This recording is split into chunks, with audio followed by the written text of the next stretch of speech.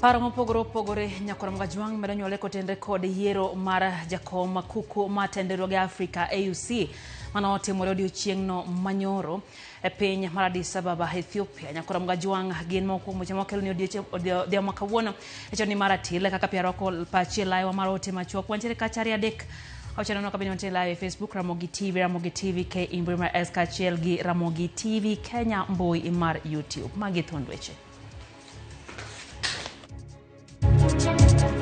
Ruto did everything possible. He gave me all the logistical support that we needed. Raila Odinga opoja ten piny Kenya William Ruto ni otiyo matek e konye manyombulu ne kom AUC kata obedo ni nyo okoloyo. The Prime Minister cannot be short of things to do. We want to thank the President of the Republic of Kenya, His Excellency President William Ruto. ODM te koro ni e toke to gene tok Raila. Moko kuom jotend ODM kod UDA onano ni winjruok motesi ni broad base ok dhi duono kata matin bang' Raila Odinga nyore me yiero mar AUC. Biro chalo nade? Na alikuwa na zirai akiamuka anakuwa mwenda asimu. Sasa saa hii leo chana niliongelesha akaniambia atachinyonga. Obila ma Kericho timo nonro e wi tho mar jago moro ma odere kanisa moro e gweng' ma Singoro.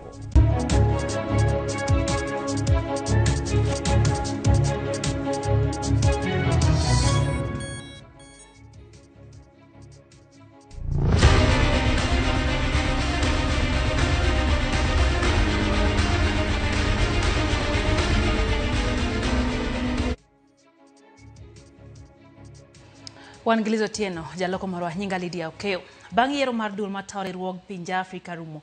Penjo koro wuok e wi duoko mar yiero no to ahinya mar kaka Raila Odinga mar Kenya nyoyo ombi kata obedo ni oseketo kampen motegno. Moko kuom jotelo neno ni pinje moko ndhogo Kenya kama moko bende range ni dibed ni ng'ikni no obede yore mag ikruok ne yiero makamano. Cindy Onyango miyo mathoth. Bang' sirikal ma Kenya timo ikruok ne yiero no, wenge jo Kenya ne omako wang' jowi mar neno ka bende loch ne dhi wuok ne Raila Odinga lemo mar jakom mar kuku mar tend riwruog Africa AUC. Kochakore goyo mbulu e tielo mokwongo nyaka mar ariyo, Raila ne ni nyime ka ilue tesre ka gik moko duto ne neno makare ne jogo mane siro Raila lwedo. To kata kamano, kochakore tielo mar adek, weche ochako lokore gino mane okelo penjo mathoth. Penjo en ni, kanye manye weche ok obedo e makare mane okelo lokruok makama? Nen wach mar DRC North Atlantic South Africa gi SADC ne okomiyo wa support monego bedni gimiyowa. To gin yore mage manyigoyo go mbulu mane nyalo kelo lokruok makama manye omiyo Raila Odinga ok oyudo loch. Dibedni en winjruok kod ng'iyo mar pinje koso dibedni ne nitiere ndhogruok mar pinje kokalo riwruoge mag uchumi. Ne wan gi yo mar campaign mag siasa kata monego ni politics eka ne wan bende gi weche mag diplomasia. Koro ng'at mane otugo weche mag diplomasia ema ineno ka okawo loch kaka gino biro. Jogo mawacho dho Faransa miluongo ni Anglo, miluongo ni Francophone, nogo ombulu e twech achiel. Ombulu gi giketo wang' achiel kaito gichak giriwore gi pinje manie din mar Jo-Islam, king'iyo kata oganda Jo-Salam ne giketo ombulu gi wang' achiel. Kaito jogo mawacho e dho ngere kata mwaluongo gi kizungu ni Anglophones, ombuchgi no obarore e diere. Ineno kaka jo South Africa uchung' motegno gi jok miluongo ni SADC as a block. Samoro pach ng'ato ne nyalo bedo mopogore, to ka kore riwo oganda mar joka SADC tineno ka giwuok ni gi support bwana mane ya Madagascar chande. Ne janeno Fredo Gweno mane oluo yiero no machiegni bende chal ma piny Kenya nyani kod rem mar kikore owuon. King'iyo speech kata gima Korir Sing'oei ma en goro mongirore e migawo mar tugo gi weche moko wacho ni nitiere yomyom moko ma samoro nye nitiere e kamiti mar jakom mano manyo tayo mano otelna gi to bende gi ambassador machon Elkana Odembo. Ne waherre uru kaka oganda mar jo East Africa. Nikech ka ok waherore ka wapogore to wabro bedo wabro bedo chula, wabro bedo isolated. Raila Odinga e twak mare kod jofwambo bang' yiero wacho ni oonge kod kedhno e loch mar Mohamud Yusuf bedo jakom mar AUC kendo chenro mare en duogo pacho kendo dhi nyime kod tije mamoko. I'm not bitter. I'm very happy in fact indeed. And I'm still available to offer services to the continent in any other capacity. My plan now is I will go back home, and so many things to do back home. I'm good. Ne jotelo ma oluwo Raila Odinga Addis Ababa giwacho ni gin kode gi geno mathoth kendo gimor kode ka bende gipuoyo jatend piny William Ruto kuom chiwo sir ne Raila Odinga. Kwayo margi en ni jo Kenya orwak Raila dala gi nyasi kod nyadhi ka obiro duogo e piny Kenya. With so much pride, exuberance, we urge all Kenyans to celebrate and grant him a rousing welcome as he returns back home. Even though it didn't go in the way that we had intended, we are still very proud of Baba. And we know that Baba still has a lot to offer. We want to thank the President of the Republic of Kenya, His Excellency President William Ruto, for the unwavering support he and his government gave to this contest of Honorable Odinga in the AU elections. Cynthia Onyango, Ramogi TV.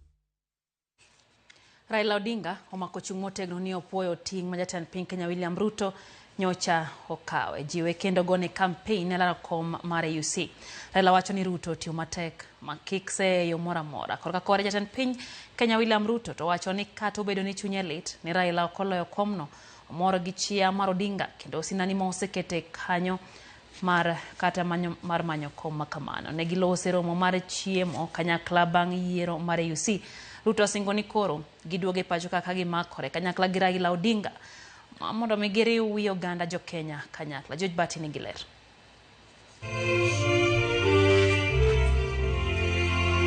En yiero manyodhi ataro gi dwaro mar johera mag Raila Odinga to kod piny Kenya kanyakla. Yiero maduoko mare oyango ni Mohammed Yusuf e jaloch mar kom duol matayo riwruok mar pinje Afrika. Kata kamano ka opogore gi kaka paro nyalo bedo ni lit kod kuyo biro bang' rem yudo kom e rang'iny makamano, Raila Odinga kod jatend piny William Ruto ne onenore kama chunygi ok otho kendo ginyiso mor ka gidonje magawa ma Sheraton kama ne gibede gi romo gi jo Kenya mar chiemo kanyakla. E twak margi e thuolono, Raila Odinga omako chung' motegno ni pod otegno kendo onge kod kibaji mora mora kata obedo ni nyoloe e yiero mar AUC. Tukishinda tutacelebrate. Tukishindwa tutashinda, tutacelebrate. Tukishinda tutashinda. Tukishindwa tutashinda. So tumeshinda. And therefore I will not regret it. I will walk with my head tall. Raila opoyo jatend piny William Ruto kuom wuotho kode motegno ka wacho ni Ruto otimo duto manyalore kendo ok owinjo bed ni seye. Oh, Ruto just wanted to humiliate Baba. It was not genuine in saying that he was supporting him and so on and so forth. But I made the decision myself and announced that I wanted to run for this position myself. Ruto only came and said he was going to support me when I really met.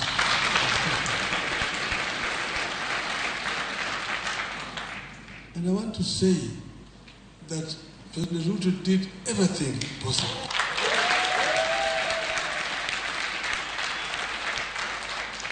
Support this campaign. They gave me all the logistical support that we needed. That enabled me to travel around the length and the breadth of the continent and made an appointment for me to meet all the leaders around the continent. Korka kore jatend piny William Ruto bende okoni en owuon okomor gi bedo ni Raila Odinga okoyudo loch kata bedo ni en ema en jalno moromore gi lemono kendo mano nyiso ni Afrika ema oyudo lal. I am disappointed that Raila Amolo Odinga did not win because he was the best candidate.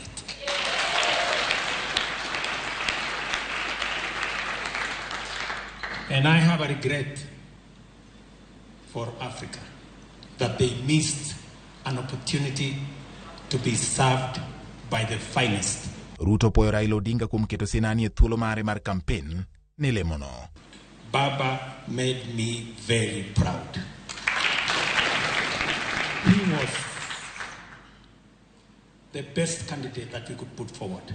I want to tell you, as a politician, I have supported many candidates. Right? On this Africa Union chairmanship.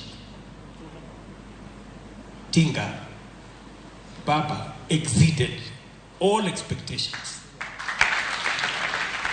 He drove the campaign like it should have happened, and therefore I am very, very proud of you, my brother Raila Odinga.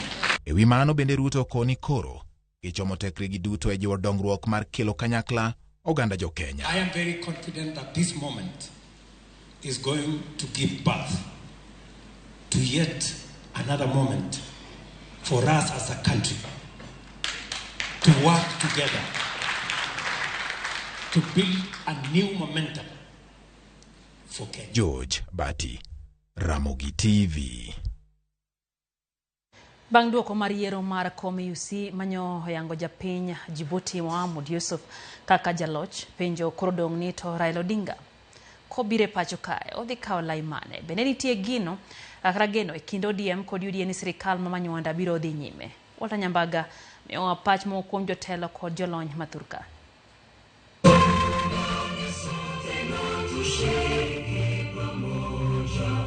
Gisure kanyakla ka githinyore e ot moyiedhi mar Mandela Hall. Bang' gwenyre kod telo manyo chunye geto bang' Mohamud Yusuf Ali ma Djibouti yier kaka jakom mar AUC. Lendo manyo dhialo Yusuf wuoyo ka jok maseo sirikal kod magazimio ka jiwo Odinga mondo duog pacho ka gikoni pod en kod tich manyalo reso piny Kenya. Kendo ka waduogo Kenya, Baba gi Ruto pod dhi tiyo kanyachiel. Gidhi tiyo kanyachiel ka wadhi mbele ka. Akwayo mani wabeduru kanyachiel. We believe that the Prime Minister cannot be short of things to do given his age-old experience and passion for a better Kenya. So we welcome him home with so much pride, exuberance. We urge all Kenyans to celebrate and grant him a rousing welcome as he returns back home. To bende manyalo kela chiedhi nade ne sirikal mar Manyuanda. Jo ODM, jo UDA mondo wati ka wadhi mbele. Baba gi president bro losi yoregi kendo Baba pod biro bedo ni en kanyachiel gi sirikal. Janon siasa okil Maxwell Miyawa e chuto wang'eyo ewi penjo mathoth e kinde jo Kenya ni koso nyalo weyo ka sirikal mar Manyuanda motisi ni broad-based bende koro nyalo barore kendo inyo dwach William Ruto ewi sir manyo yudo kuom jokanyo mag duond bura mar ODM. Aneno ni jalno moyuto moloyo ji te sana kuom hawi marach makoro amolo Raila Amolo Odinga oyudo ni en sirikal masani miluongo ni broad based government. Nikech gima ng'eyo makata Raila Amolo Odinga bong'e chunye ni sirikal ma broad based government ni nyose wuok ne oko. Manyaka oko nyalo ringo we ngang'. Oko nyalo we wuoth nus. To boko nyalo bedo kode agende ke sani.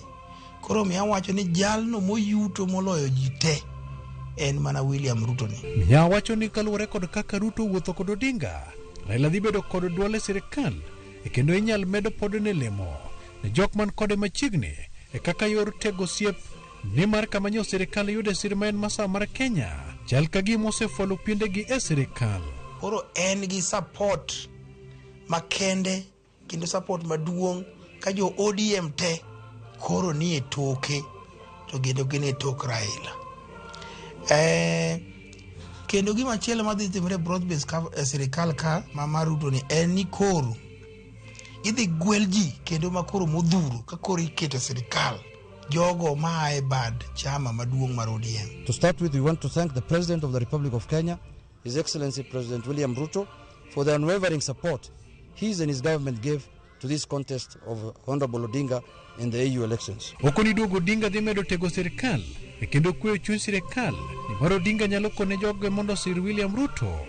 Gino makweth magazimio kod Kenya Kwanza nenore manie kod duol machal. William Ruto be koro nyalo nindo kanigi chuny mayom ni Raila Amolo Odinga oseduogo. To ene jalno ma jo ODM te winjo ma gima Raila wacho jo ODM bro lowo. To sani kaka nene Raila nigi chuny mar ungo sirikal mar William Ruto lwedo nikech mae wuoyi manyo wuok ne oko manye gi thogo ji ariyo. Walter Nyambaga Ramogi TV. Mokwom jotelo ma pacho ka omedo golo pachgi ewi yiero mar jakom kuku mar riwruoge pinje Afrika mano obagi odiochieng' manyoro Addis Ababa e piny Ethiopia. Jatend piny machon Rigathi Gachagua nenre ka gima koro oloko kit siasa mare ka chal ka gima olombore ir Raila Odinga korwake pacho ka mariwo lwedo kendo mondo mi gitiek midhiero ma nie thur kae. Mana seche machuok bang' yiero mar jakom riwruog pinje Afrika rumo, moko kuom jotelo ma pacho ka medo golo pachgi ewi duoko mar yiero makamano. Ulembe swa, ulembe te, ulembe bia. E gino manenre ka gima koro temo yware machiegni gi Raila Odinga bang' rem yudo komno mar AUC. Manen jalup jatend piny machon Rigathi Gachagua chal ka gima koro ka ochung' mopogre gi kaka osebedo ka ogo siasa ka koro rwake pacho mondo mi giduog gitiek midhiero masani okoko piny Kenya. Opuo sinani mar Odinga ilaro komno kowacho ni dwach kweth mathoth mar jotend pinje Afrika ema notimore yiero makamano. Elimbe mare kaunti ma Meru, jalup jatend piny Kithure Kindiki kwa jatend piny Kenya William Ruto kod Raila Odinga mondo mi oket maino e bero chal mar piny Kenya mana kaka ne giketo maino e dwaro kom mar kuku mar riwruog pinje Afrika AUC. The same way we were working together in that project, even if we didn't succeed, I pray going forward that the president, the retired prime minister, and all leaders present and past will work for national unity so that we can move the development of our country to the next level. Kindiki opoyo kang' mane Odinga okawo mar laro komno, kowacho ni pinje maloko 20 ne ni kod yie kuom tend Raila Odinga ranyisi mar chia mar telo ma Odinga ni godo. And even if we did not succeed, I think we came out strongly because we got the support of over 20 African nations, 20 African presidents, more than 20 actually voted for our candidates. And we thank God, hata kama siku yetu haikufika jana, our day will come in future.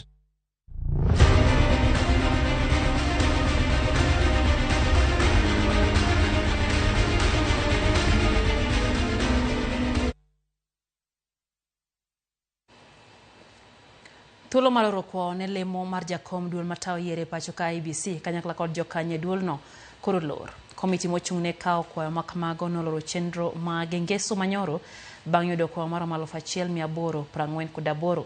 Jakom komiti no Nelson Makanda owacho ni komiti no chako chenro mar goyo kogno kwayo manochwal negi koro gisingo golo report mar ariya man kod nyinge ji duto manochwalo kwayo maggi. Makanda osingo tao chenro no maonge kod mibadhi mora mora.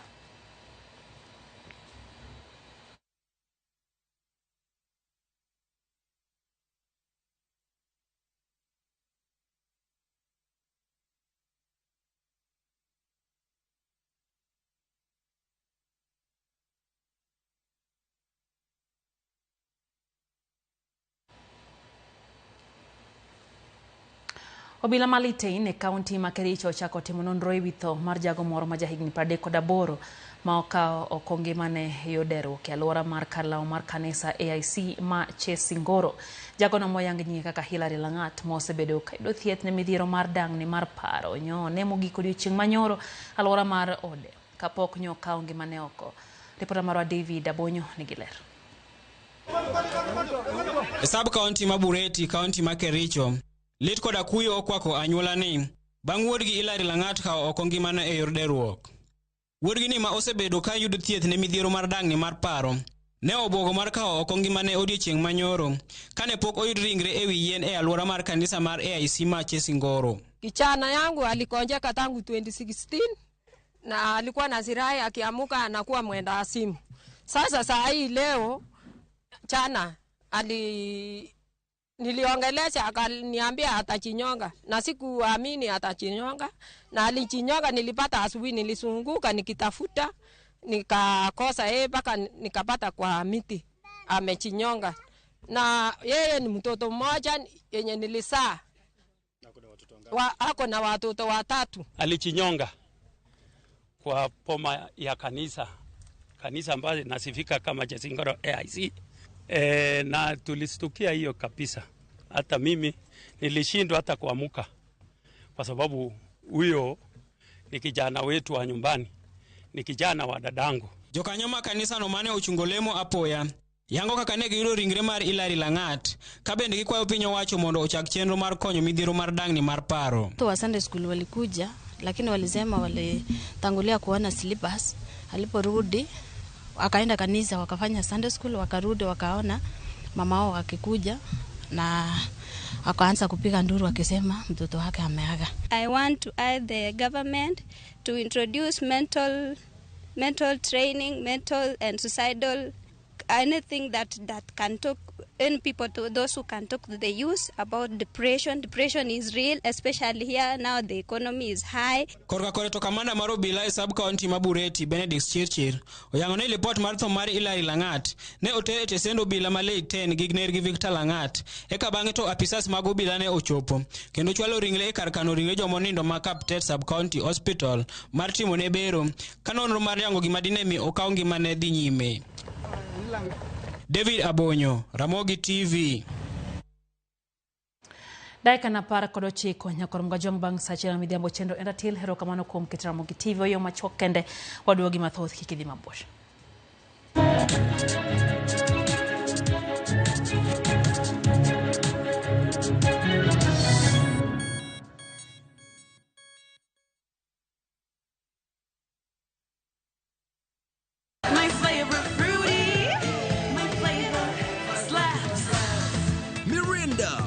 So good it slaps. Enjoy the flavorlicious, refreshing taste of Mirinda Green Apple. Mirinda, flavor so good it slaps.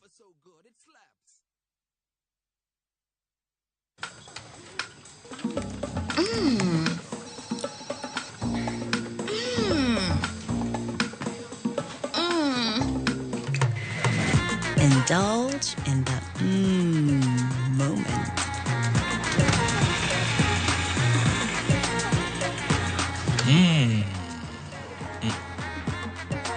With every spoonful of Delamere real fruit yogurt.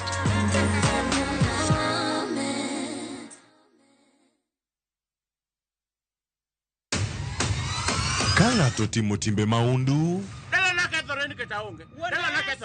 Jot riwore e dwaro ng'ado bura makare. Nitie wach mango ka. Adana wach. Ich lach. Danyisi ni miya pesa ni. Nabiro makwayi pesa ni. To adiera e taya e mudho.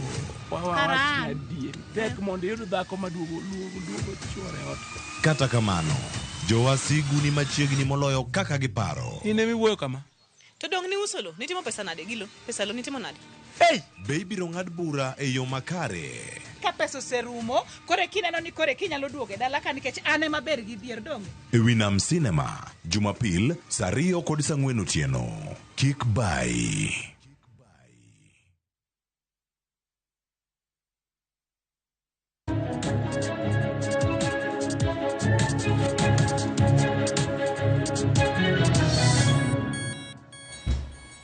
Machiegni kendo nyakoro mgajwang chendo endatil wadhi mbele gi weche manyien. Ten migawo mar somo migoso Gamba oyango ni omenda mar somo mar skunde sekondar mamalo nyocha odong ibiro chwala juma manyien. Migos mane lose kaunti ma Kisii oyango ni hechakiga sirikal bedo kod ting' mapek kendo mano miyo omenda godeko. Bende otwak ewi paro mar chwalo ng'ur mar gedoho ewi lai manyien mar chwalo omenda ne kuonde tiegruok mamalo e kind mamoko kaka Youth Omondi leronwa. Skunde chako half-term thuolo mar juma achiel ka skunde mag sekondar mamalo to nyaka sani pod ni kod midhiero mar chulo gope mag tayo chenro mag somo. Ma kalure gi deko mar omenda mar somo ma piny owacho nyicha eka ochwalo jumbe 2 ma okalo e atamalo ma okoromo ka nyaka sani pod gichiwo mana singo mar tieko chwalo omenda ma odong juma manyien. Of the 50% that was supposed to be released this term, for secondary schools, we've released 25% of that portion. So there's another 14 or 15 billion that is pending, and that figure is going to be released next week to the teachers. So they do not need to worry because the government in the first term is normally a bit tricky because of the many commitments that the government has, and because of that, we were able only to release it in bits. We first released 19 billion, then we released 14 billion, and another 14 billion is going to be released this coming week. Jatend migawo mar somo migoso Gamba mane loso e kaunti ma Kisii bende owuoyi e ng'eto mar doho e wilaya manyien mar chwalo omenda ne kuonde tiegruok mamalo oyango ni gisechwalo ng'ur mar doho ka bende aput matimo lokruoge wi laino bende dhi nyime kod tich. Jopuonjre manyicha tiyo kod laini oseyudo pesa e yor lai machon. Funding model was undergoing a review, as at the time the court then ruled that it is null and void. We've made an appeal and we made an application for stay of that ruling because we think the judgment was erroneous. Secondly, the team that was reviewing the funding model, looking into a number of issues that related to it, including the MTIs, including the cost of programs, including the issues related to the reviews and the appeals that the students had made, were in the process of completing the report. Komachielo bende riwruok mar jopuonj NAT kod KUPPET oseyo TSC magikoni ore mchwalo jopuonj engas manyime mar tich kaka owinjore. But the Teacher Service Commission has been sitting on their promotions, and even the recent promotions that they claim to have promoted many teachers, it is a drop in the bucket. Gino mamigos koni TSC otimo mana kalure gi chike matayogi. It's nothing to worry about or to create any sort of strain on the teachers, because promotions come depending on available spaces and depending on how you perform, then they'll be done. And it's being done by TSC, and as you are aware, TSC is an independent body. Judith Omondi, Ramogi TV.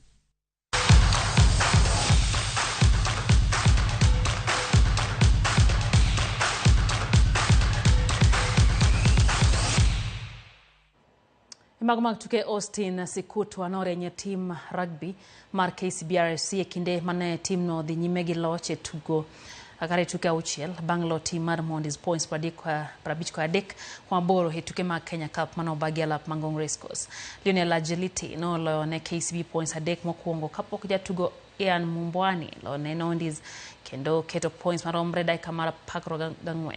Sikutu no lo try mare mokuongo ne jobengi ma KCB kapok omedo try mare mar ariyo e tugo e dakika mar 33. Bang' jotugo wuok e yueyo team mar KCB no dhi nyime gi duoko maber kama jatugo Sikutwa no lo e try mare mar adek. Joloch mokalo Cabra Sugar, Menenga Oilers kachiel gi team Barany Makeyu Black duto no yudo loch e tukegi. Nondis, we knew they were going to bring it in the first half, and which they did. And we went during the breather, talked about what wasn't going well. We fixed it, and we have a score. And for the games that are coming up, we'll just take one game at a time. This weekend we focus on Oilers. After that we focus on Impala, then Cabras.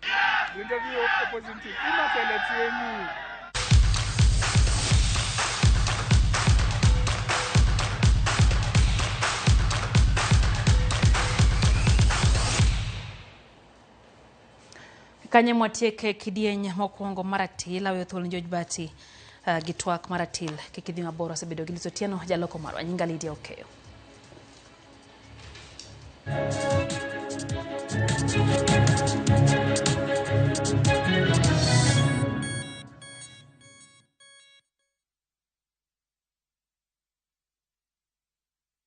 Love is a beautiful thing, and this February, Viusasa is all about love. Watch Boy Child Under Siege as Ochi and Linda get ready to eat a nicely prepared meal. Kuna mtu ameita zimamoto? Of course, Mr. Firefighter. But Linda's parents ruin the moment. In Love Bads, Annie and Farida fight over Jimmy's love and attention. So is this all about the movie? It's not. It's either me or her. And in a brand new season of Monica, Monica's love for Mariga is unmatched, but her obsession over Bob is undisputed. Watch all these and more romantic stories only on Viusasa. I miss your touch.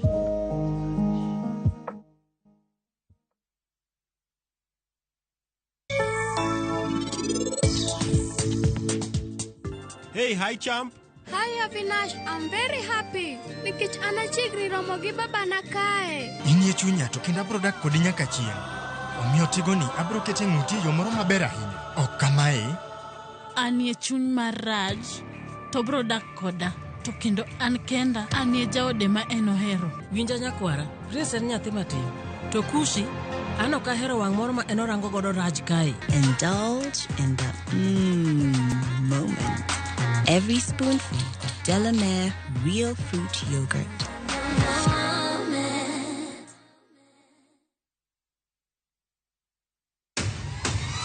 Ka ng'ato timo timbe maundu,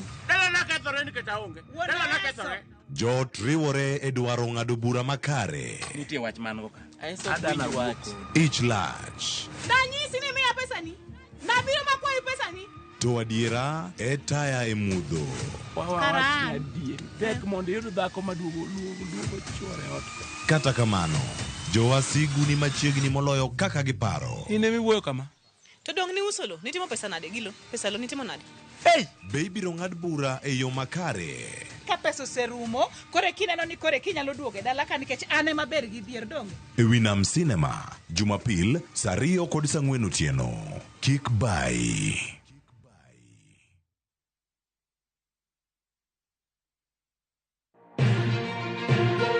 Kowuok e chuny boma ma Nairobi, machiegni gi Naromoro. Kokale gode koda ore, kendo mol e gwenge duto ma pacho ka. Okinyi kokinyi, wayango ni kaka piny oru. Ma en rupe. Kama wami nonro to kod chal mar fwambo. Wa encourage conversation. Wamenyo ni weche mamako ngimani.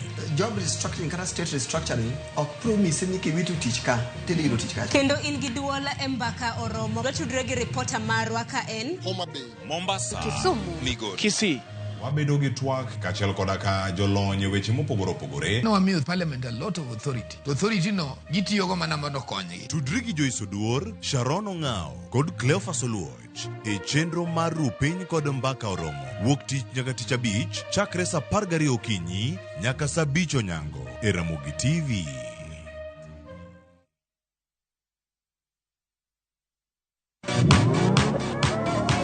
Pado manyien kod talanta manyien duto romo kamoro achiel. Chakre thum mag pinywa nyaka mag pinje maoko. Mae kinde maberie moloyo ma ji nyalo winjo thum mamit. Fweny jothum manyien kendo tim nyasi ne jothum muhero. Mae en ndiri mar jothum kod kit thumbe duto. Pado manyien wuok tich nyaka tich abich saa 5 onyango. Kidliekno achiel maber nigi achiel marach. Kit telo mane ma gidwaro nyiso generations mabiro. Sami winjo ki ineno kiyanyo wadu e mbui kikiringi donje. Kenya waber kabisa e pepa. Pinje moko kawa blueprint.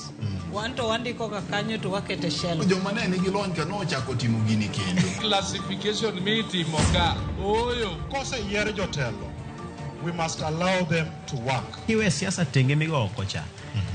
Ber mar ng'ato papi e lach. Ka papi e tekni, to loki e patan. Janyao onge mbala.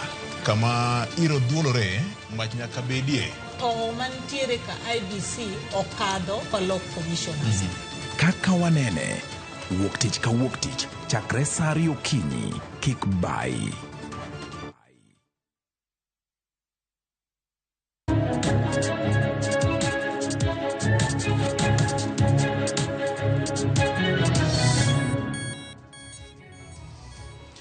Erokamano nyakora Ramogi kuom yiero Ramogi TV. Odhiambo machielo majaber, odiochieng' mar Jumapil, odiochieng' mar 16 dwe mar 2 2025. Arwakni machiegni twak mar ratil. Tinendeni kama wan ka kod wenda kendo dani wagoe mbaka wang'ieni to weche mag piny Kenya, alwora mar Afrika to chalo nade. Odhiambo ni nyakora Ramogi wadang'iyo kotendo kod weche ma oneno e yiero manyo bet e boma ma Addis Ababa e piny Ethiopia, kama Raila Amolo Odinga nyiso osebedo kalaro mondo bed jakom mar AUC. Kata kamano, mano nyoko otimore bang' jotend pinje magin jogo ombulu ne japiny Djibouti kendo miye lemono ma kanyo chuno mondo mi ombulu no go nyade 6.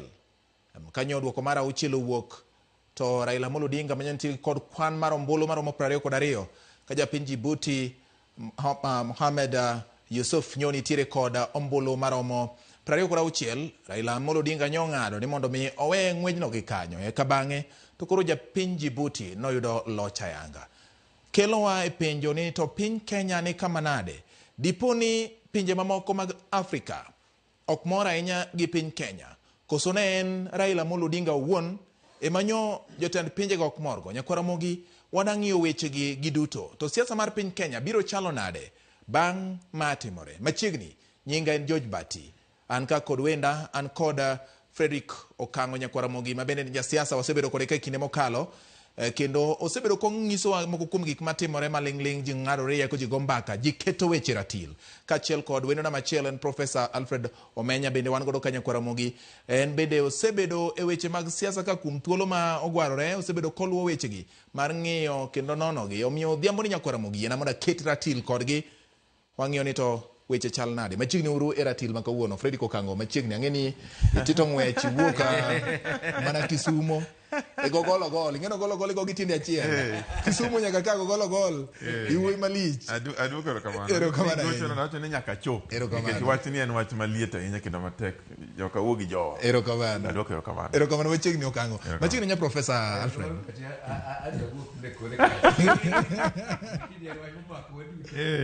Yes. Okay, wakaw thuolo mokwongo mar penjo mara en ni nyo en kum kata gima nyige to Raila Amolo Odinga mondo kik oyud kom, koso en kum kata gima nyige to piny Kenya mondo kik ng'ato yud kom. Gik moko ariyogi nyaka opoggi. Koso nye en kum ne jatend piny William Ruto kaluwore kod samoro kit tudruok mare mosebedo godo gi pinje mamoko kata jotend pinje mamoko. Wan e ratil waketo ne weche gi ratil Okango machiegni. Erokamano mokwongo aduoko ne jo erokamano ahinya kuom luwo weche matimore sani Ramogi kendo aduoko ni osgono bende kuom rwakwa mondo wawach wechegi. An kipenja George nokawo okang' mamalo ahinya ne Raila Amolo Odinga mondo yiedhre oko monyisre mowacho ni en odhi laro kom mar AUC. Nowuok mana kende owuon onge ng'ama nochune to wacho ni en kako pimo to neno koromo mondo dhi obed chairman mar AUC. Aduoko ne Raila Amolo Odinga erokamano nikech mano en dwaro ng'ama nigi mijing'o kendo gi teko mar wuok oko. Ji mang'eny ok wuok oko. Namba 2 aduoko ne erokamano sirikal mar Kenya nikech kane Raila Amolo Odinga wuok oko koro nobedo candidate mar Kenya to ok mana Kenya kendo dhi obedo candidate mar East Africa kendo aduoko ne jogo bedo kamano. Lakini nitiere gik moko 4 mane timore AUC manyaka wach marati. Yes.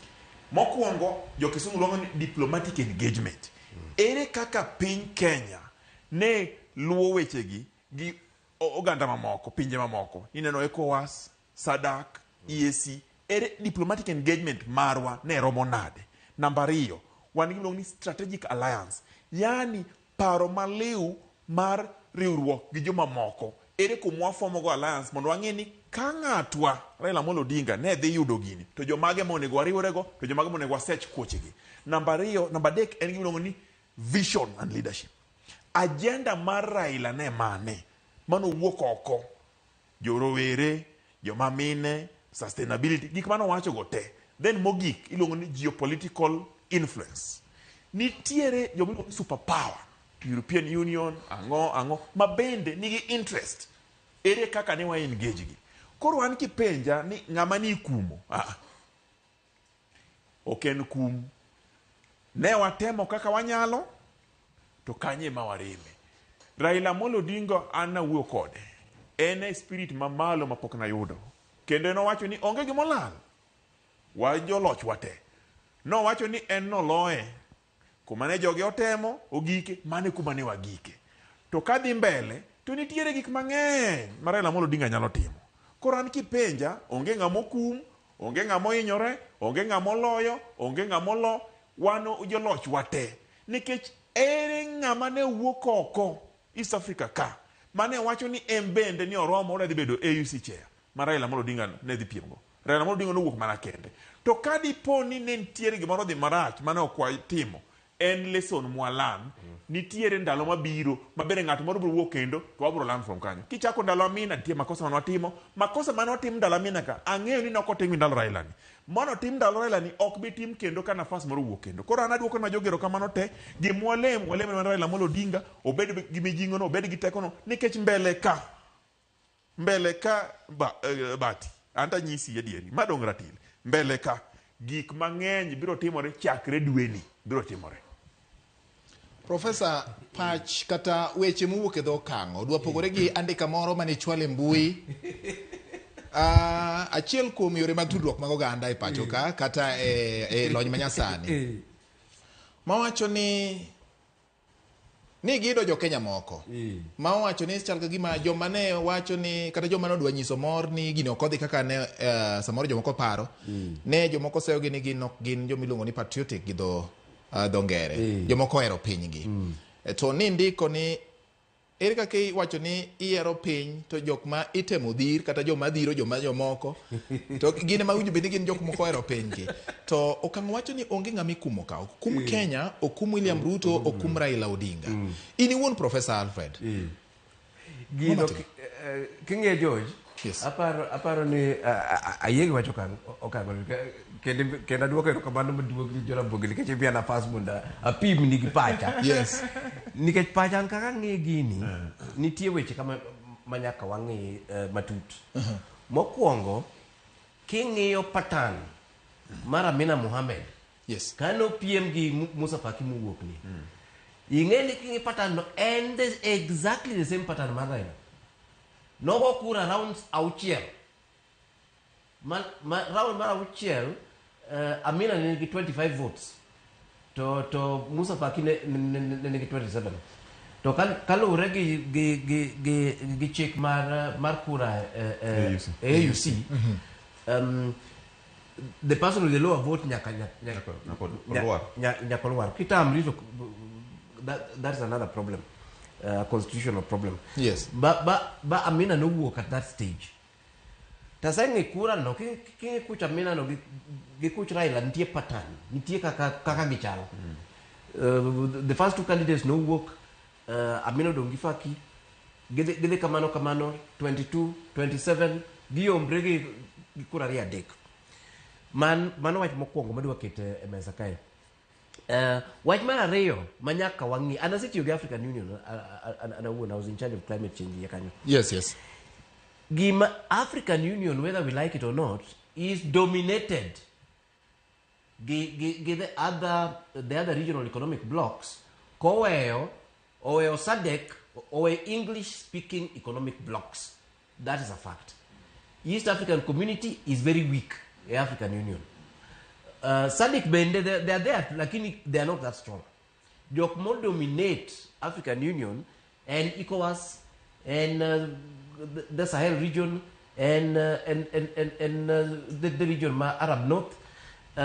So the English speaking is one. We are very weak. Then what Marareyo in terms of Katamna employees, the other positions mag African Union go.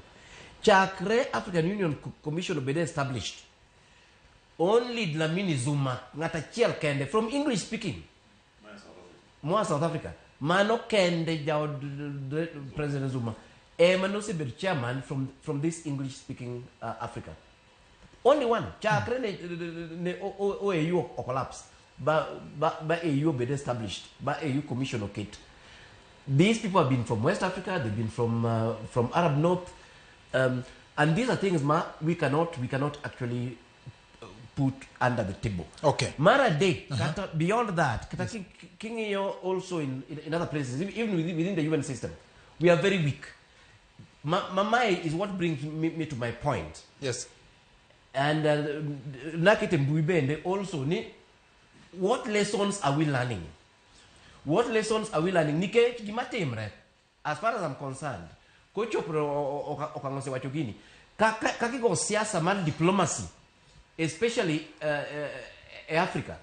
Neni nyaka waloki kaka Kenya goe. Mondo waser economic blocks gi, mondo waser kuchegi. mondo next time kata ka wuok kang'e moketo ni dhi chair kacha to wang'e ni blocks madito manigi kura ibo gochne. The truth of the matter en ni ng'eny countries mag Africa mokwongo ng'eny countries mag Africa nigi jilasi moro kae gi Kenya nikech gineno ni Kenya oherwa gi enemies gi. Okay. Enemies gin jomage okamo. Enemies gin ng'agi ni professor bira iri gi kamano. Enemies mag Kenya miwacho ni enemies mag pinje mamoko ma ohero Kenya. Gin joma chalo nade? Gin ng'agi.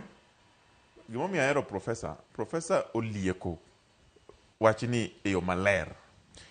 Gima duong' ahinya en diplomatic engagement marwa kaka piny Kenya. Kenya wane okang' mamalo moingo pinje moko mang'eny ahinya Afrika ka. Wane okang' mamalo. To sama une okang' mamalo e weche mag ekonomi, e weche mag tiegruok, e weche mag telo, to nitiere nyiego moro ma bende nyalo wuok gi joma moko. Koro wago siasa, apenji. King'iyo piny ma Djibouti, ng'iane ekonomi margi, timi ing'i gi Kenya waka. Ere ng'ama ne nigi nafas maber moloyo kind Mohamud Yusuf to gi Raila Amolo Odinga mar bedo jatelo mar AUC? En Raila Amolo Odinga.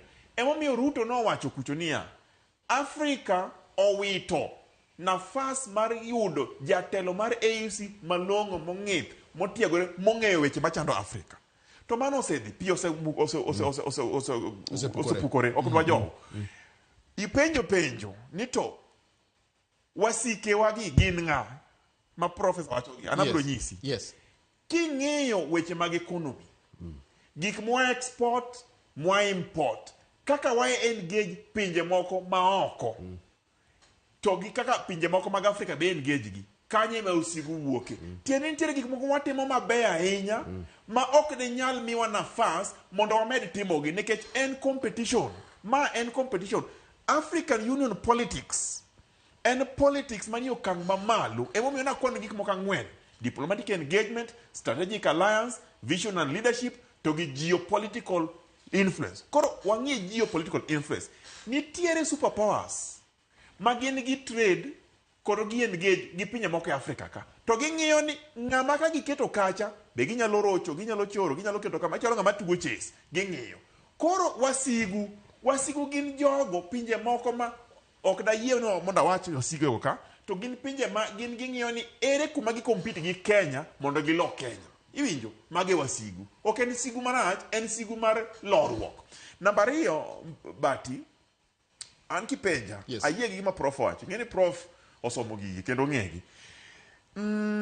King'iyo kaka ne kura ni goyo, nitiere gima be iluongo ni Islamic nations. To king'iyo kaka ne goye, tineno ka gin be ne gichorore gibedo kendgi. Koro sama ne ogo kura mokwongo round 1, Raila Amolo Odinga dong noyombo gi 20. Ja Djibouti miwacho ni dong ne en gi 19. Kabiro kama Raila ochako yombo kendo. Round 3 ema koro sama ja Madagascar draw, koro ineno ka jomoko abstain, to gin ka gidhi round 4 to jomoko abstain ka gocho ne ng'ama chielo cha. Then joma ne ogocho ne ja Madagascar koro gin gidhi ir Mohamud cha. Tiende ni kacha high level diplomatic engagement no setimore. Emomiyo kaka Kenya nyaka wang'e ni to diplomatic engagement kwa keto foreign ministry policy marwa wachang'o gi kaka wawinjore gi pinje mamoko. Ka nitie lweny Israel kata Palestine, wan wawachang'o. Ka nitie lweny Congo, wawachang'o mondo mi kik wainy chuny oganda mamoko manie pinje mamoko. Kaka watenore kodgi, kaka wawinjore kodgi. Ok awach ni mano omiyo no Raila Amolo Odinga lo. Tawacho ni mano biro miyowa teko igni mabiro ka waketo ng'ato, kata bed mana prof, waketo ng'ato igni go. Dhi UN, dhi AUC, to biro miyowa teko gi paro maliw mar loso nafas mondo mi obed kanyo. To mogik, Bati ing'eyo ni samane Raila dhie e lweny ni. To Raila Amolo Odinga wuon nonyisowa. Nowacho ni en osewuok oko, koloye oduogo manaka. Koloyo obiro dhi mbele gi tich. Sani Raila Amolo Odinga nosemiyo ogolo concession speech. Kano losne dina, to nowacho ni kik wa blame ng'ata ng'ata. En owuok oko kende, to kata ka ok blame ng'ata ng'ata, to nyaka wawachi gigo ma pachwa wacho. Pachwa wacho niya, nitiere gik moko ma de watimo maber, nok watimo maber. Tim mane Raila Amolo Odinga goja, notimo tich maber ahinya. To king'iyo weche kaka ne watimo campaign, kaka ne pinje moko timo silent campaign, samoro be ne de ber ka wan bende ne wang'iyo ni siasa ni block mane dhi gocho ahinya mondo mi waser kure block no. Ne en ECOWAS, ne en SADC, ne en EAC, ne en mane. Mondo mi koro wadhi kacha kwa ng'eni wabiro yudo round 1, round 2, round 3, to kogik round 7 to mage joma wadwaro. Koro sero kura e politics mar AUC dwaro rieko mar iluongo ni diplomatic engagement, dwaro rieko mopogore. Jomiketo kacha nyaka bed jomong'e sero kura, jomosebedo ambassadors mong'e sero kura, manyalo dhi ir president mamoko ka to konogi ni wan gima obiro miyou kaka Kenya en magima, wan gima miyowa en magima, mondo mi ser kura e weche mag diplomacy. Kura ni ok ser kaka mar Kenya miwacho ni wan obor gero barabara, mae prof bro nyisi ma ing'iyo kaka irelate gi joma moko e weche mokang' mamalo. Profesa ni wacho wach sigu, to kanyo be ma okang'o okele godo. Okang'o lero gik makelo sigu, gi gik mamiyo ng'ato nyalo bedo jowasigu, gi nyiego mani wacho cha. To wacho wach moro, ni kalweny nitiere Kongo, kaka piny, Kenya chung'e yo machalo nade, mondo kik onyon tie piny machielo, ma samoro nyalo dwaro, e kinde machal koro kaka ma obedo kawuono ni. Kalweny ni Israel, Kenya wacho ang'o, kata chung' mar Kenya en mane, mondo kik ong'weny it piny machielo, ma samoro chiko ite ne piny ma samoro ineno ka gima inyo kata yudo chandruok e lwenye machal kama. Kela e penjo ni kaluwore kod chung' mag piny Kenya, kokalo kuom jatend piny, kata chung' mar piny Kenya kaka piny e kind pinje mamoko. Mokwongo, e lweny matimore e kind Israel gi Palestina, alwora ma Gaza. Chung' mar piny Kenya e weche mag kata lweny madhi nyime Kongo. Chung' mar piny Kenya e keto ogirimiti kata keto kogi winjruoge e yore mag ohala kaachiel kod yore mamoko. Ka opim kod pinje manitiere machiegni kamoting'o riwruok mar pinje Afrika ma ugwe. Dipo ni mae gima hinyo Kenya. Samoro dipo ni Kenya nyalo bedo ni rikni ahinya e lando gik moko manyalo nyono kata hinyo chunjo mamoko ka gikia. Aparo mano George pimo wachno maber nikech waneno kaka Kenya positions mopogore ma Kenya kawo e weche mipimogo. To ing'eni samoro nitie blocks gi, grube gi. Samoro nitie ma gikawo seche mang'eny mondo eka gibed gi agreement. To Kenya, ing'eni Kenya warikni. Omiyo samoro yudo ka Kenya kawo position kapok block okawo position. Ere kaka ma inyo Kenya? Wang'eni kwa mfano kinde Kenya ne nitie wachagoa. Yes. Kenya no ni dhi sign gino ka jo East pinje moko mag East African Community no bete wachno. Ting'eni samoro king'iye matut nikech igeni jomoko be nitie e communities gi ma gibeta agreements no se winj onge ng'at ma kawo action at all. Koro Kenya nyaka kawo action. Kata king'iyo wach mar Congo. Wach mar Congo, South Africa ne ni Congo. Ne gigol lweny kuro ECOWAS. Rwanda ne ni Congo. Uganda ne ni Congo. Kenya magi blame gani e achiel mok ne gol lweny Congo. To kane lweny umuoch Congo kuro, en nani President wa Ruto, en chairman mar East African Community. Dhoge nopusre noloso gi President mar France. Lakini dipo ni mae na achiel kuom gima samoro jomoko nyalo neno kaka gima diyogi. Gima timre newacho chande kinde African Union anyalo wacho ni a very obvious one. Yes. Manen wach mar Somali.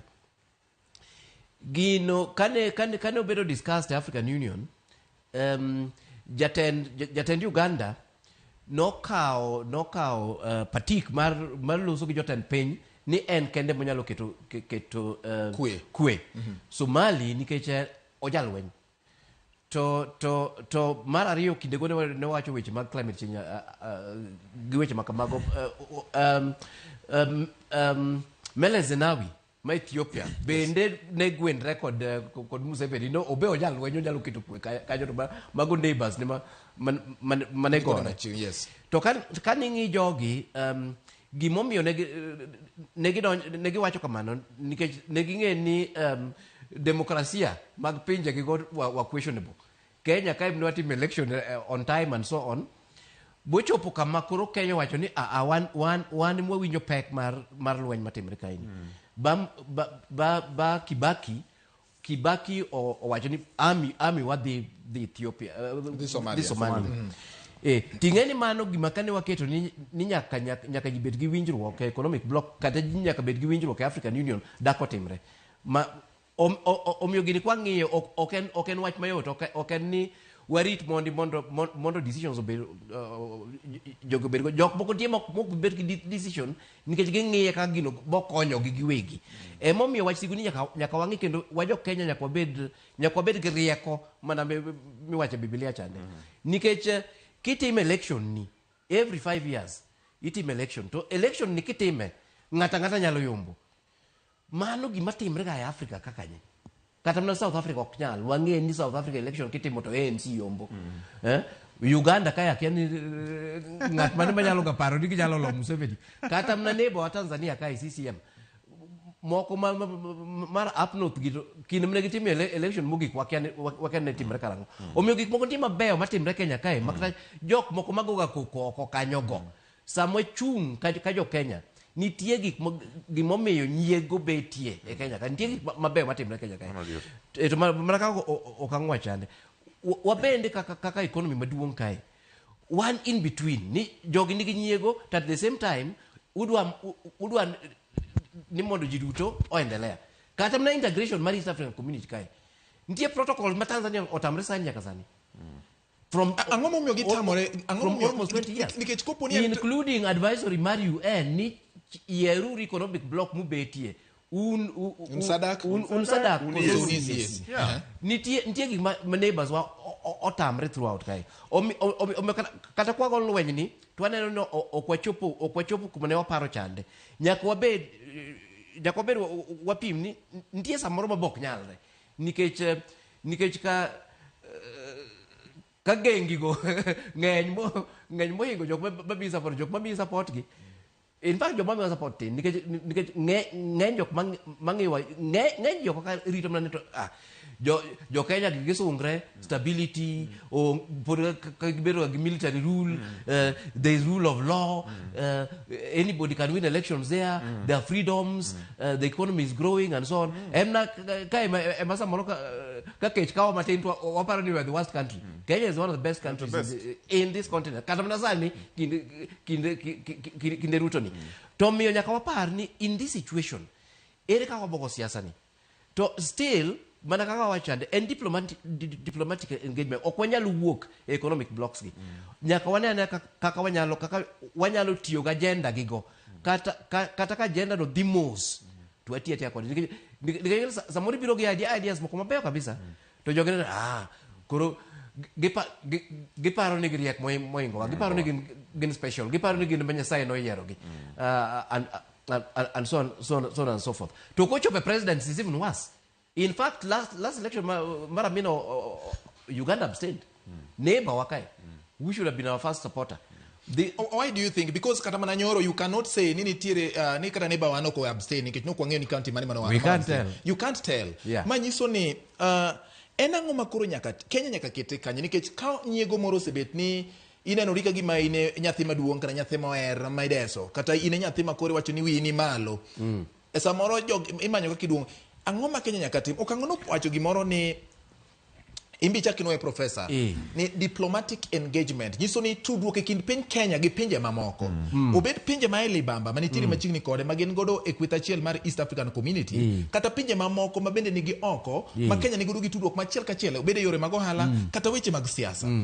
Ang'o ma Kenya nyaka tim mokwongo we apenje ni uparo ni jombetre ma piny Kenya osebedo ka yiero kadhi e pinje gi gin jok ma oromo chwalo agenda makata koro ng'ise ni okango in jambete mar piny Kenya kuom ranyisi e piny ma kama okado luongo nying piny moro amora nikech ng'ato nyalo paro ni wagete in e piny ma kama to in kod ng'eyo gi kaka piny no tiyo nikech wanyalo paro nitiere thuolo moro ma kane itimo piedho kata igoyo kogno moko kuom jombetre tipenjo ng'ato ni to boma ma Nairobi ni en yuto mare rom nade to ng'ani ok nyal fwenyo ni yuto mar boma ma Nairobi mitere kaka boma maduong' mar piny munjo bed ni dhi bedo jambetre chalo ma nyiso nang'o jok mwagolo kata jotelo mitero kaka jombetre bende gin gi ng'eyo mar diplomatic engagement ma uwacho ka mondo piny Kenya bed ni ochung' kamo ong'eyo godo kaka onyalo tudre gi libamba mage.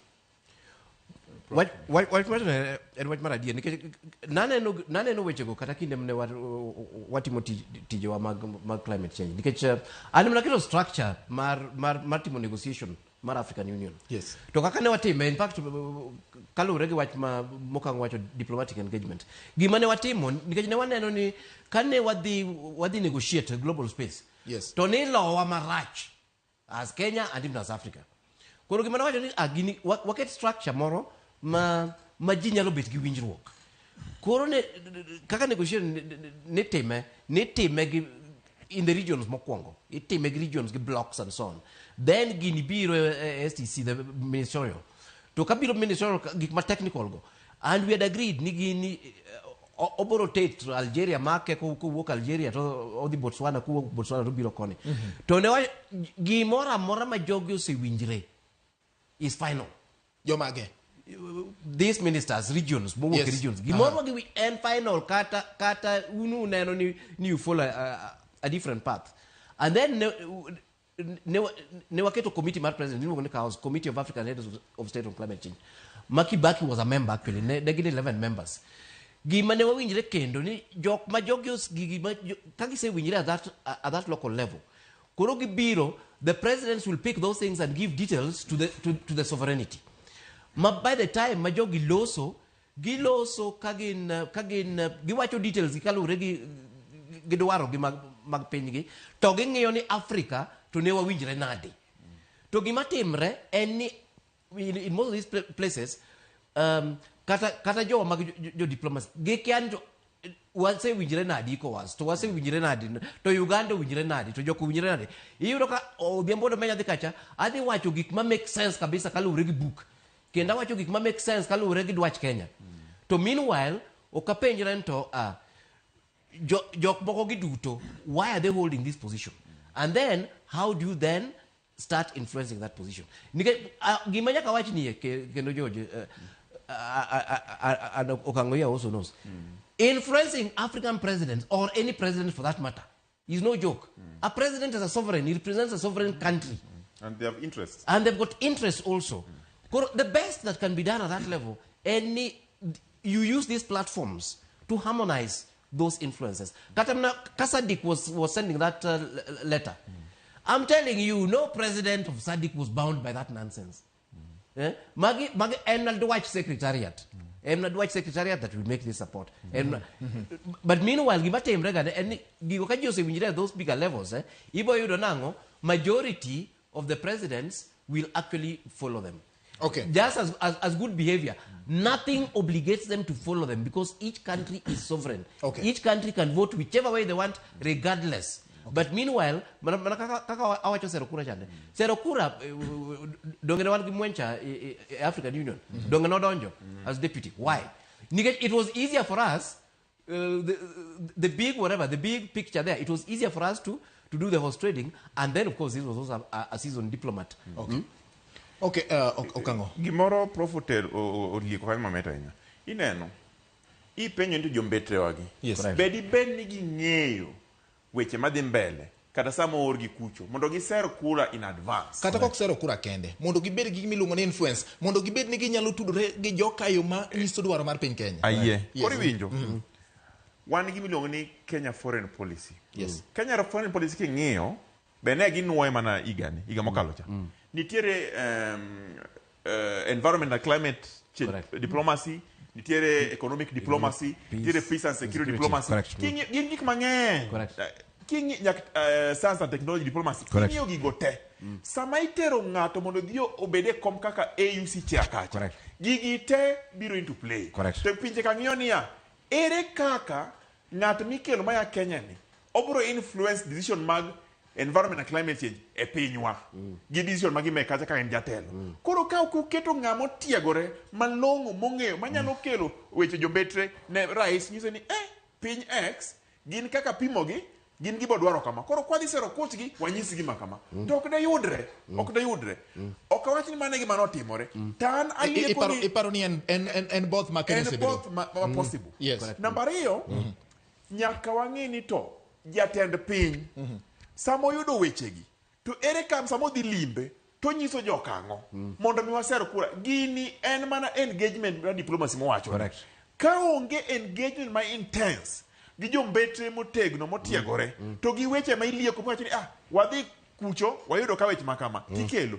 ok nwayud gimoro amora to an emomiyo asika wacho ni sama ng'atwa moro amora wuok dhi manyo kom mantiere global platform continental platform nyaka waikre gi weche gi te mondo mi wanyise ni kumidhiye ni jopiny makama dwaro kama wami interest gen ma jopiny makama dwaro kama interest gen ma kadwa konyre emomiyo ni winjo ka Ruto wacho nyoro kama en kucho wacho ni en kaka ng'iyo gini ng'ama ne oyombo wan ne watemo kaka wanyalo kanye mwagike nikech embe ong'eyo nitiere rem moro madiboni piny Kenya nigo koro rem man goro ni ema kwa dhi mbele mwawacho sani pi osepukore gimoro amora mabiro dhi mbele nyaka watiegre e rem ma wan go mondo mi wang'e ni ere kaka wadhi konyo joma mabiro dhi nikech ji to biro wuok ni should we expect an overhaul in our diplomatic representation wageni nitiere lokruok midhi tim mapiyo mondo Kenya koro strategically Kenya obed kama ong'eyo ni interest marwa nyaka bed champion gi jogi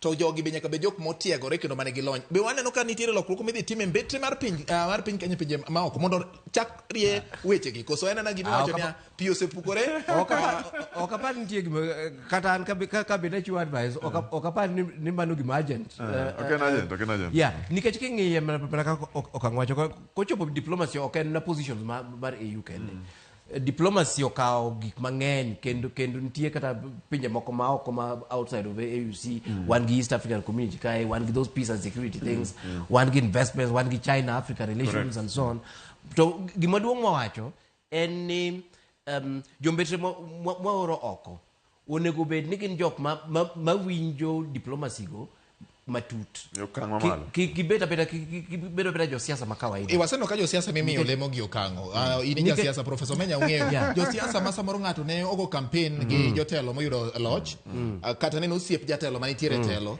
tiwacho ni we wadwa nikech ni chung koda motegno to in samori we aori e dala ni idhi chung'na kacha sami chung'ne kacha in idhi nikech you are an appointee of the government appointee of the president ma ok idhi nigi interest mar piny kaka Kenya wacho ni anora mondo dhi chung' ne jopiny ini paro ni koro idhi wuoye dhi chung' e lo president kata serikal ma ok ne ka en gima samoro nyalo miyo kata mana gimi wacho ni tudruok makare giketo piny Kenya obed gi piny moro manyalo influence kata mana block mar EAC mowacho ni bedo matek anyalo miyi example mar Amina kendo kodwogo Amina iyudo ka Amina ne en diplomat Amina nyalo telonwa e African Union to sani kwa penjre ni to kwang'iyo diplomats duto ma wan go e Kenya kae mane manyalo tere UN for example ka nitie leadership mar UN mane manyalo tere African Union kae mane manyalo tere nikech ng'eny gi majority ok ochuno ni mondo idonje diplomasia kanyo nyaka ibed na professional diplomat to nego bed ga healthy mix nikech gima timre in most of these things kata Raila nyaka wami a lot of credit nikech he was a diplomat in his own right to king'iyo Djibouti ni ng'ani has been minister for foreign affairs forever being minister mar foreign affairs in international speak these are the ministers who actually prepare everything on behalf of presidents and they're the ministers who in case the president no kobiro they're the ones who represent the president a seasoned minister for foreign affairs will already be having personal networks with almost all presidents because that's the nature of their work Manyien is capital we should be building on Manyien are one senior diplomats mwangega Kenya kata kani oringo ene siasa kata ngo wangeni ngani manga koka usimbe he'll be able to talk to almost all presidents on earth without an introduction. And he can be able to actually talk with all these other diplomats at his own level. To my own concern, and we are not getting enough of those seasoned people. We had Ouko, we had Dr. Bonaya, then seasoned. They had been there for a long time as Minister of Foreign Affairs. Yes. Kalonzo almost tried. But then now also, these are things we must think of in terms of change of government and also just in terms of our own international diplomats who are representing us in this country. In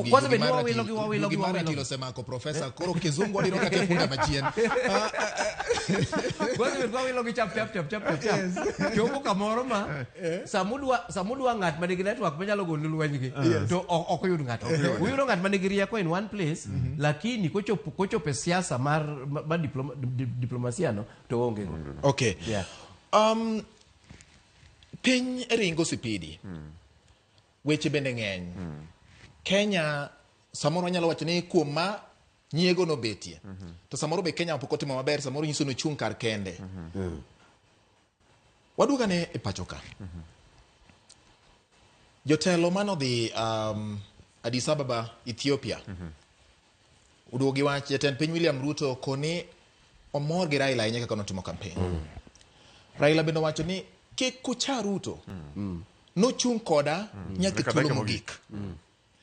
Kuom moko kuom pichni mane ji neno, ne ji neno ka Ruto ka gidhi e ot ma koro igoyo ombulu. Gidonje mtoka achiel. Gine mtoka achiel. Mor gi hilo nyobedo e gwenge moko ma pacho ka bende. Kai wacho niya, jomoko wacho ni baba duoga mondo warwaki kaka nyathiwa nikech chal ka gima notug kodwa. Mano aketo in bracket.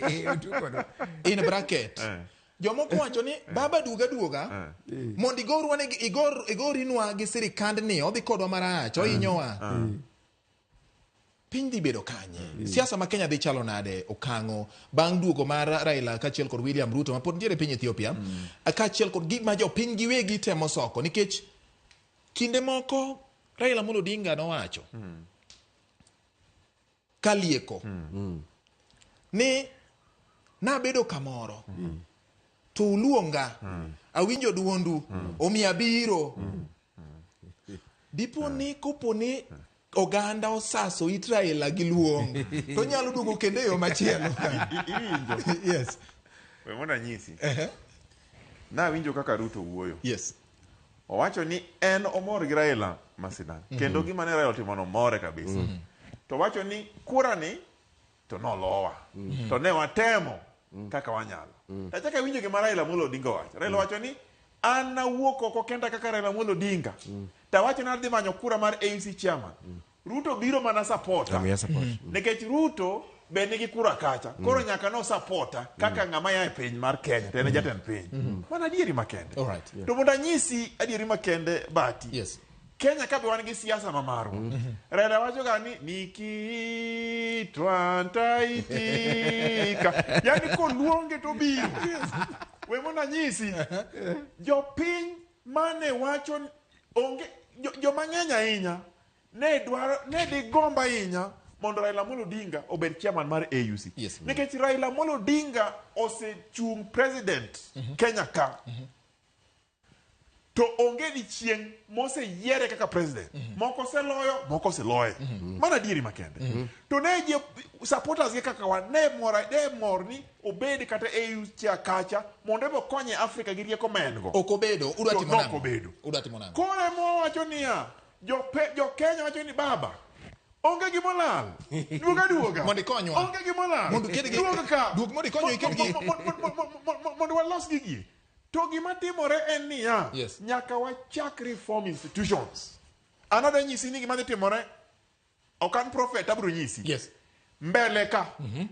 Gima nyaka wa reform parliament. Mbele ka. Gima nyaka reform judiciary. Igolo jomoko irwako Mbele ka. Gima nyaka reform executive. Igolo jomoko irwako jobaba. Yende niya, nyaka wang'ini to joma ni kacha gitiyo nang'o to ere kaka wanya tiyo kodgi. Number 3. Raila Amolo Odinga owacho ni en koduogo ka En gi gik mang'eny monyatim. Gik mang'eny.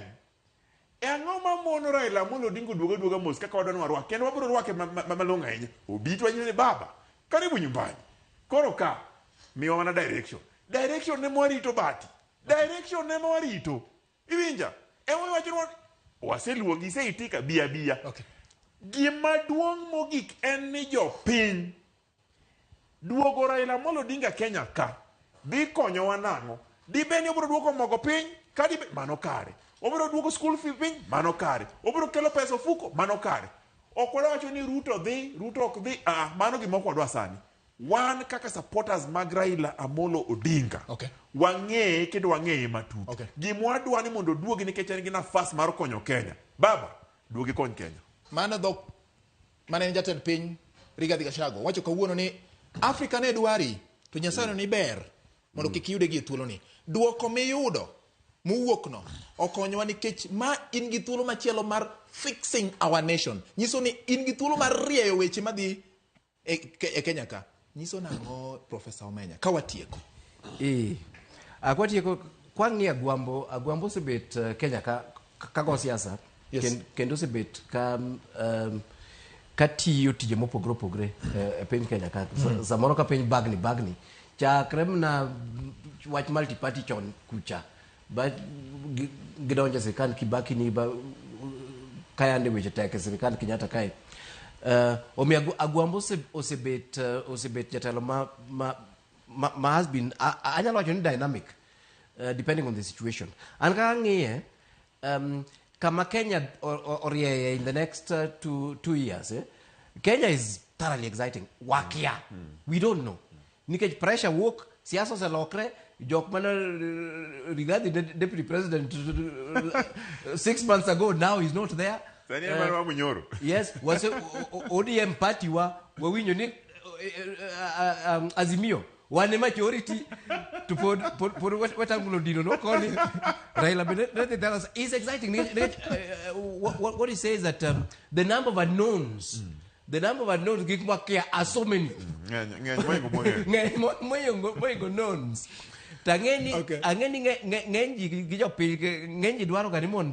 We know everything. Wangeni gini bodi kama Raila Bolozo coalition Ruto mabotimre kama. But in fact, it is that uncertainty which is exciting. Okay. Tagwambo the enigma thrives in that one. Omieno pira in very familiar territory. Mokwongo obo shape where that politics both in 2027 role ne people are assuming ni role magwambo nyalo ka Kenya ka kende is only to run for president. It might surprise people totally. Because of this scenario, one gi so many unknowns, makia ng'eny. Joma ne temo keto William Ruto ni mondo mi oriere kata orie sirikal. Joma paro ni sirikal William Ruto bam. Yes. Giento gini keto gi kama chalo. Gidhi temo dhiro Raila Amolo Odinga kaka nano ka ndiko mari Rigathi Gachagua ne wachocha. Mondo chal gi gima onyono tie Ruto. No, tigere kinyo kata bam mar sirikal Ruto no. Sirikal ndio se bam kato Kenya ka kendo se riere. Gimo bam emiriyo. To you'll be surprised. This government put jalo riere ba surprise people just in a year or so. Okay. Omi at the same time okwanyalo wacho ni kaka Rigathi giri ne analyze higa mokalo chande kata in January is a scenario. Okay. In fact, gimatimre Kenya sani. Yes, Kotiko. Manora one Rigathi on the same page. Gimatimre Kenya sani dwaro a politician of the experience and magnitude mar Raila to be able to advise ni mawatim kama. On advisory obiro mana jangad rieko. Gimo nyakwara mogi Professor Manyawato ni gik ma ji kia ka ng'eny molo mong'e to okang'o to wacho ni ukinita ndaitika mano baba. Koro mang'eny ma ji kia ema wang'eyo mondo wabu wang'e. To kapok wang'e mang'eny ma ji kia to matin ma ji ong'eyo bende nyalo donjo marie weche ming'e ni piny rie kanyo. Nyakora mogi erokamano kuom kete ratil. Nyinge en George Batielo, Fredrick Okango, SGL mungega kamano kaachiel kod Professor Omenya. In bende Nyasaye bedo kodi oriti masani.